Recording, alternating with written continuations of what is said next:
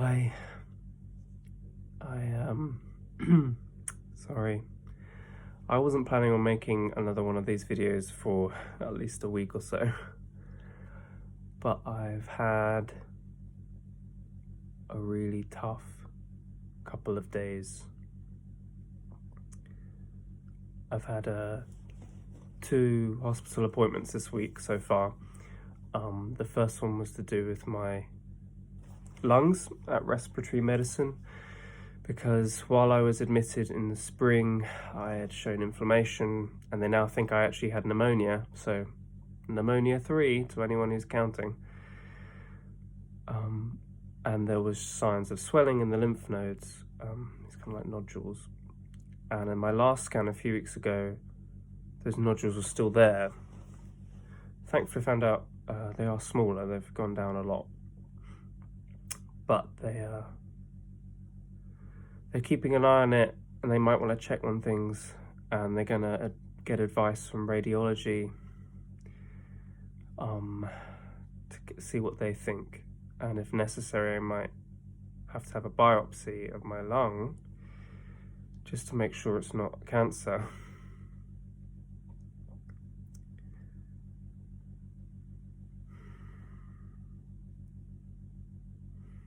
I don't think you realize how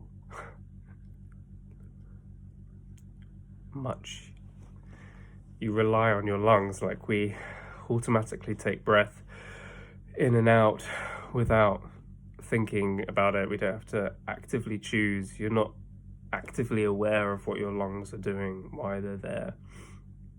We know why, and we all need them, but I guess I'm trying to say I've never been so focused on my lungs for a while, and paranoid that something's gonna go wrong. Today's meeting was with my transplant team and my coordinator, who was explaining the process of the transplant and of the chemo, and what the kind of post-graft, post-day 0 they call it, when I get my transplant, what that looks like, possible side effects, possible reactions, and my chances.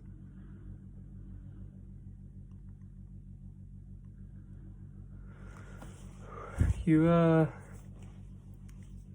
don't get told every day what your chances of survival are. You don't wake up and get given a list of the choices of, like, well, if you cross this road or take this car or you go to this area, your chances of survival are X, Y, and Z. You just live your life. To be honest, you probably don't think about it if you're well, or yeah. I think maybe our brains are programmed that way, otherwise we'd probably be constantly stuck in a loop of mortality and morbidity.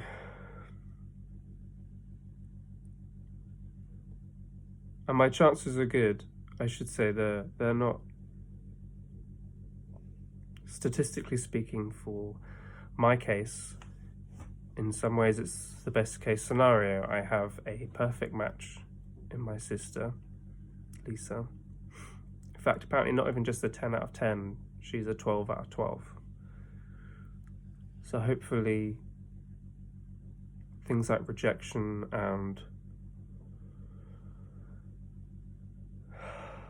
reaction won't be too severe.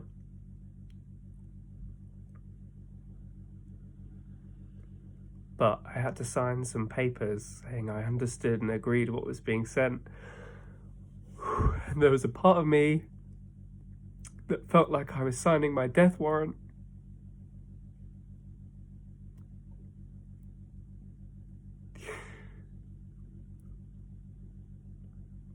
And I know that's morbid.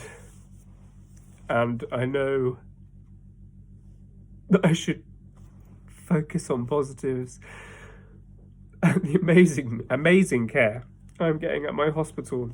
My doctors and nurses and technicians are fantastic and experts in their field, and apart as well as that, they are lovely, lovely people. They're very kind. They're very kind. I'm very lucky in that sense. But I don't want to die. No one does. And it's not guaranteed, I know. But there's that fear, you know? There's a fear and a dread. And this sadness that I don't feel like I've fully lived and experienced everything I want to. Kick some more ass for LGBTQ rights, because we need some asses to be kicked.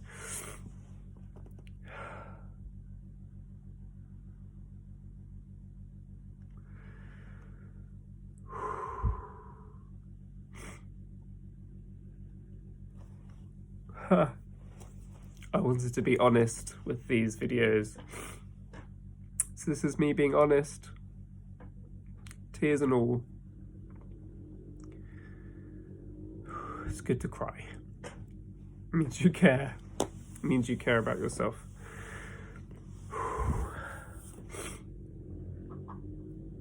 I'm gonna have days like these.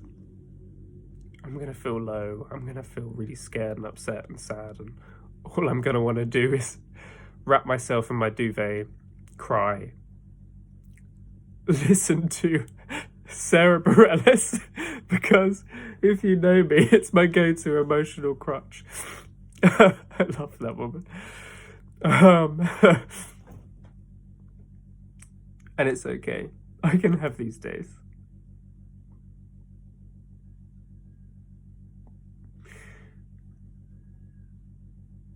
It's good in some ways.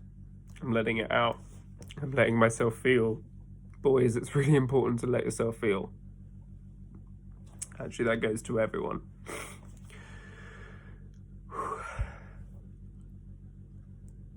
It means tomorrow I can wake up and feel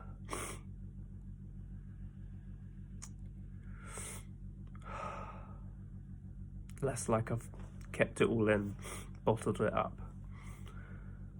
I can try and think more of the positives and hold the tension of the risks. And remind myself that I'm loved. And that I love people, family and friends very much. And in many ways, I'm very lucky. So I'm going to leave it at that and say, I love you lots.